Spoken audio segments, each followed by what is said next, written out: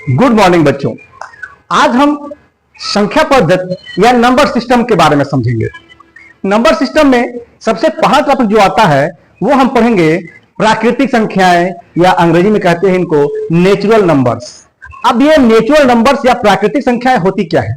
तो प्राकृतिक संख्याएं ऐसी संख्याएं हैं जो हमको प्रकृति ने दी है। प्रकृति ने कभी भी जीरो नहीं दिया है, कुछ न कुछ हम लोगों को जरूर दिया है। इसीलिए प्राकृतिक संख्याओं की जो स्टार्टिंग होती है वो जीरो से नहीं होती है। कहां से होती है? एक से होती है। जैसे 1, 2, 3, 4, 5, 6, 7, 8 ऐसे अनंत तक या इनफाइनाइट तक।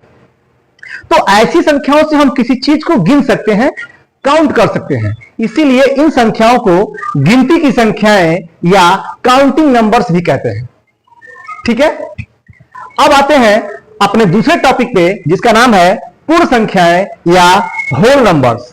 होल नंबर्स या पूर्ण संख्या का मतलब होता है कि वो संख्या पूर्ण हो गई। इसका मतलब यह हुआ कि प्राकृतिक संख्याओं में किसी संख्या की कमी थी और उसको पूरा करता है कौन? पूर्ण संख्या। तो कमी क्या थी? देखिए, गिनती की संख्याओं में या प्राकृतिक संख्याओं में जीरो नहीं था, और जो पूर्ण संख्या में इसके आगे हम जीरो को केवल ऐड कर देंगे तो जो प्राकृतिक संख्याएं हैं वो पूर्ण संख्याएं बन जाएंगी।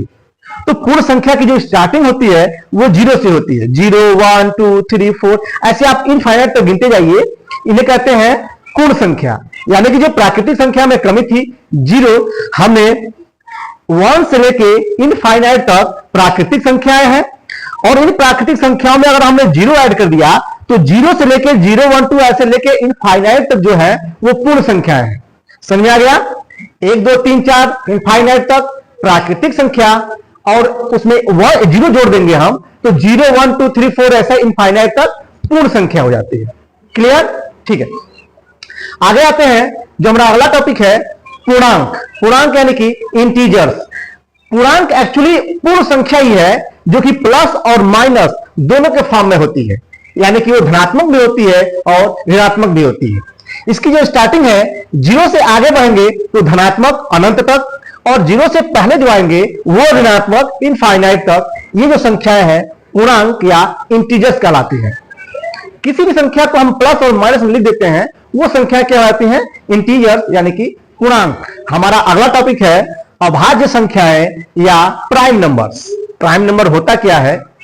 तो एक से बड़ी ऐसी सभी प्राकृतिक संख्याएं जो एक और अपने स्वयं के अलावा और किसी भी संख्या से विभाजित नहीं होती हैं उन्हें अभाज्य संख्याएं या प्राइम नंबर्स कहते हैं।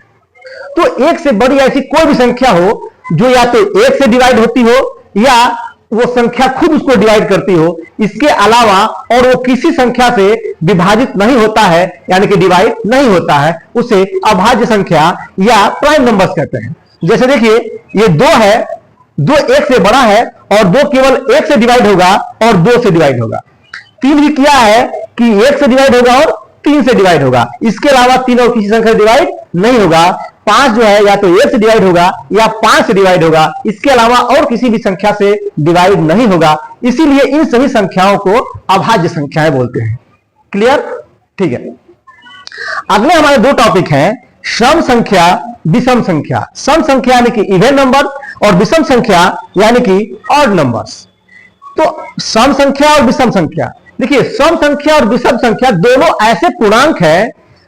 सम संख्या की बात करें तो सम संख्या ऐसे पूर्णांक होते हैं जो 2 से विभाजित हो जाते हैं या 2 से कट जाते हैं। उसमें प्लस भी हो सकता है और माइनस भी हो सकता है। जैसे 0 से 2, 4, 6, 8, 10, 12 ऐसी जो सभी संख्या है वो 2 से कट जाएंगी। 0 सीधे आएंगे, -2 भी 2 से कट जाएगा, -4 भी 2 से कट जाएगा, इसके आगे बढ़ेंगे -6 भी 2 से कट जाएगा।